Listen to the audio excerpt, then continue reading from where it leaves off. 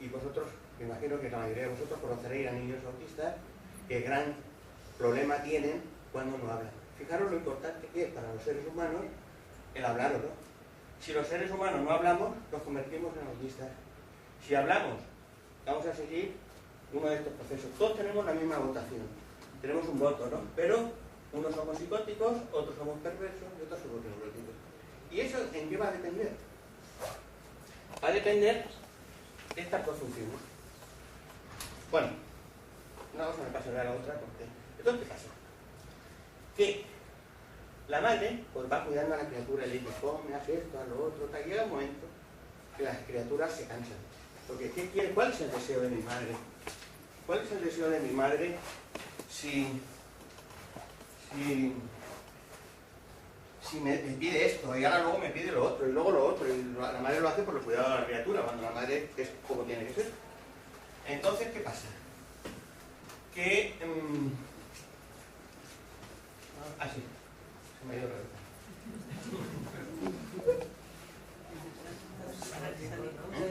Sí, lo del psicótico y tal, pero iba a hacer una cosa previa. Bueno, sí, yo ya se lo voy a hacer. Para explicar eso. Resulta que el niño dice, ¿qué desea la madre? Para niños de 3 meses, 6 meses, 1 año, año y medio, 2 años. No sabe, porque la madre le pide cosas y dice, bueno, esta mujer que quiere, me pide esto ahora y luego lo otro, que lo hace con la mejor intención del mundo, pero siempre pide la madre. Llega un momento que se hace agobiante. Y luego, ya sabéis que se ha criticado a Freud porque decía que los niños querían hacer el amor con las madres. Como un niño de 3 meses o de 6 meses o de 1 año va a hacer el amor con la madre, eso es imposible. Lo incestuoso es atender la demanda materna. Es decir, si la madre le dice haz caca y haces caca, eso es incestuoso. Es decir, cuando el niño resuelve la pulsión o lo resuelve la necesidad, eso es incestuoso. Porque el niño, ¿qué quiere? Poseer a la madre, pero la posee de esa manera. No la puede poseer haciendo el amor. La posee atendiendo y resolviendo las demandas que la madre nos dirige. Eso es lo incestuoso. Ya veremos que eso va cambiando, pero de momento lo incestuoso es eso. Entonces, ya el chiquito, la chiquita, sí, está cansado ya de la historia. Y resulta que quien va a permitir esto es la función paterna. Entonces, la función paterna, la madre, por encima de la madre hay una cosa que se llama el nombre del padre.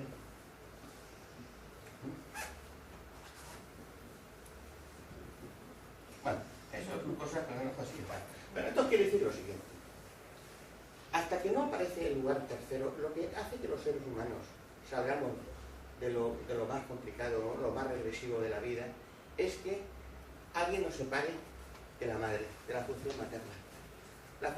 Si una persona se queda ligada a la función materna, va a tener una estructura psicótica. Todos los psicóticos que conozcáis se han quedado ligados a la madre y al niño. Y no ha intervenido, por la razón que sea, hay muchas razones, podría ser complicado, no ha intervenido el padre. La función paterna no ha intervenido. Pero el padre, como os he enseñado aquí, tiene 2 funciones fundamentales. La identidad sexual y la ley. Nosotros cuando nacemos, no nacemos que nos gustan las mujeres o los hombres o la bisexualidad o lo que sea, sino que la elección sexual en todos los seres humanos aparece con el encuentro de la función paterna. Es decir, sobre los 3 años más o menos, 2 años y pico, si la madre es como tiene que ser, lo que hace es lo siguiente. Mira al padre. Y entonces el niño, que estaba agobiado por tanta demanda, dice, si mi madre me abandona. Bueno, el niño, claro, queriendo ser el falo, por eso está la estructura psicótica, queriendo ser el falo, el niño cree que tiene a la madre, pero no tiene nada, pero eso no cree que tiene a la madre. Entonces, para salir de esa posición de dualidad con la madre, hace falta que aparezca la función paterna. Pero el padre tiene las 2 caras. De la identidad sexual, el padre de la potencia que se llama, y el padre de la ley de la prohibición. Entonces, ¿qué pasa? Si de estas 2 caras el ser humano, en su proceso de subjetivación, que dura 5 o 6 años, resulta que de la función paterna solamente se queda con la cara de la identidad sexual, aparece luego la perversión. Y aparece la estructura neurótica, que en teoría la estructura neurótica sería lo más normal. Es cuando uno ni es el falo que le falta a la madre, ni tiene la potencia sexual. Pero los neuróticos nos pasamos toda la vida intentando ser y tener la potencia sexual y el falo. Todo eso está reprimido. Es decir, cuando no interviene el padre, por eso en la psicosis, otra manera de definir la psicosis sería los desheredados de la casa paterna. Es fundamental que en el aparato mental se inscriba la función paterna. Porque si no se inscribe la función paterna, el niño o la niña no puede salir de la función materna. Y no hay deseo, porque para que haya deseo es necesario que haya una falta. Pero si el niño se cree que con aquello de las pulsiones oral, anal, que es el falo de la madre, no está en falta, porque él cubre la necesidad de la madre. Y hay un pegoteo ahí. Entonces, ¿qué pasa? Que es necesario que exista, que el niño se dé cuenta que no es todo para su madre. ¿Y cómo se da cuenta? Cuando ve que la madre lo deja y se va a buscar al padre. Y se va a buscar al padre y entonces dice, hostia, yo no soy aquí el príncipe de mi madre. Resulta que mi madre mira a otro lugar. De tal manera que ¿qué es lo mejor que puede hacer un padre o una madre para sus hijos? Lo mejor que puede hacer es hacer ver al niño o a la niña que una madre, aparte de madre, es esposa del padre de la criatura. Y que un padre, aparte de padre, es el esposo de la madre. Y eso es lo que se define en otros términos como castración. Y eso es lo que va a permitir a las criaturas humanas salir de la naturalidad, del goce ese inicial o de ese goce capturado por la madre. Lo que nos hace humanos es la entrada en el aparato mental. El aparato mental básicamente es lo imaginario y lo simbólico. Pues cuando en el aparato mental entra la función paterna, es decir, que la madre permite la entrada del padre, entonces el niño, cuando se percata de eso, ya puede entrar en una de estas dos estructuras, en la perversa o en la neurótica. Es decir, ya os adelanto que desde un punto de vista psíquico, todos los seres humanos tenemos síntomas psíquicos. Todos los que estáis en esta sala tenéis síntomas psíquicos. Pero los síntomas psíquicos a veces dan problemas y entonces hay que tratarlos porque hacen sufrir, pero otras veces se llevan muy bien. Luego veréis por qué se llevan muy bien muchas veces. Entonces, ¿qué pasa? Que según estos avatares que estoy explicando, pues uno tendrá una estructura psicótica, uno tendrá una estructura perversa, una estructura neurótica. En teoría, lo que llamamos estructura neurótica es lo que se entiende por la normalidad. Bueno, cuando una persona que tiene una estructura neurótica hace una neurosis, hace un trastorno, cuando hay un acontecimiento en la vida que rompe los mecanismos de defensa, y es cuando aparece la neurosis. Y los síntomas psíquicos son para toda la vida. Os digan lo que os digan, os den los fármacos que os den, lo que queráis, son para toda la vida. Lo que pasa que con los tratamientos adecuados lo que se hace es, se llevan mejor. Uno puede estar sufriendo por el síntoma o puede reírse del síntoma. Y la diferencia es muy grande. No es lo mismo estar determinado por el síntoma que jugar con el síntoma. Eso es lo que más que podemos hacer. Pero todos tenemos síntomas psíquicos. Entonces, ¿qué pasa? Cuando el padre... cuando la madre cuida a la criatura, cuando estaba eso de las pulsiones, la pulsión oral, la expópica y tal, eso se reprime.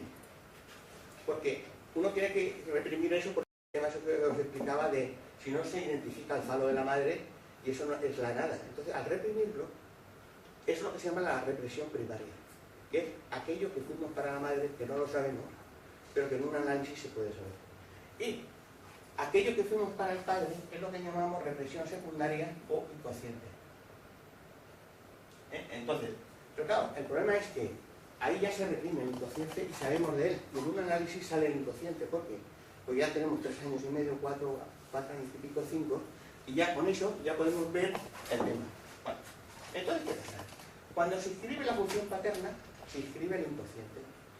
¿Y qué es el inconsciente? El inconsciente es un fantasma. Lo llamamos el fantasma del inconsciente. Es una fantasía. Es decir, que yo os estoy hablando, pero a la vez estoy realizando fantasías del inconsciente.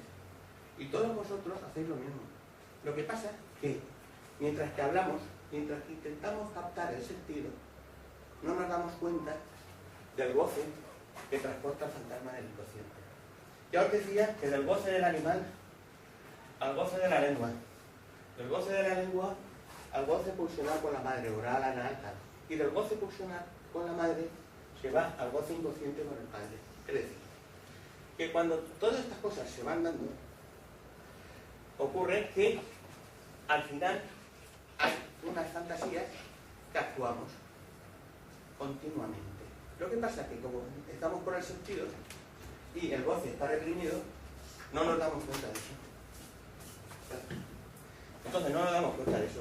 Pero continuamente, entonces, por ejemplo, una persona le puede decir, Che, ayer, esta mañana he visto un señor que se quejaba a la mujer que tiene un problema, un trastorno afectivo y encima es un bebedor. Y él sabe que en el yo consciente del narcisismo, él sabe que el alcohol le perjudica. Pero él bebe porque en la fantasía inconsciente tiene una explicación que desconoce. Por eso es tan difícil quitar los síntomas a las personas o modificar los síntomas, porque los síntomas transportan el goce ese. Esos goces que habían antes, el goce del animal, el goce de la lengua, el goce con la madre y al final el goce con el. Que en esa fantasía inconsciente que continuamente actuamos, transportamos un goce. Y por eso el síntoma tiene dos caras. El síntoma tiene el sufrimiento y tiene el goce inconsciente. Claro, cuando las personas vienen a tratarse y dicen, doctor, resulta que tengo una crisis de ansiedad que no soporto, o subo al ascensor y me da una crisis disfóbica, o me tengo que ir contando los ladrillos de la calle, y se quejan de eso. O, doctor, no puedo salir a la calle porque me da una crisis de ansiedad. Eso es el sufrimiento del síntoma. Pero claro, ellos desconocen que el síntoma transporta el goce. Y el goce es lo que da, pues eso, colorido a la vida, pasión, la pasión, el sentimiento, la emoción, el placer, el deseo. Todo eso tiene que ver con el goce. El goce que ha ido haciéndose cada vez más civilizado. Porque no es lo mismo el goce de ese animal que cuando nacemos, que tenemos un día, o dos o tres, una semana, que cuando han pasado 4 o 5 años y hemos hecho el inconsciente. Para aquellas personas que han hecho el inconsciente. Porque si las personas que tienen psicosis no tienen ese almohadillado, fijaros un momento, venimos al mundo, ¿no? Es un animal y de repente, ¿cómo nos situamos ante el mundo? Nos situamos ante el mundo gracias al fantasma del inconsciente en los neuróticos. Esto da un sentido a la vida. ¿Por qué? En esta fórmula,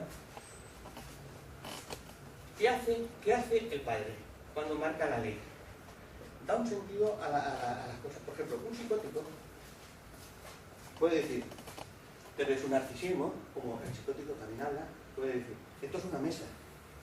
Y para todos los neuróticos esto es una mesa, pero para el psicótico puede decir, esto es una mesa que está aquí para hacerme daño.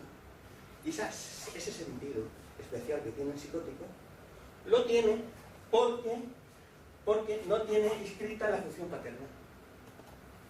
Entonces, la función paterna marca un sentido, que se llama el goce fálico, marca un sentido a todos los seres humanos. Es decir, sale de las demandas caprichosas de la madre y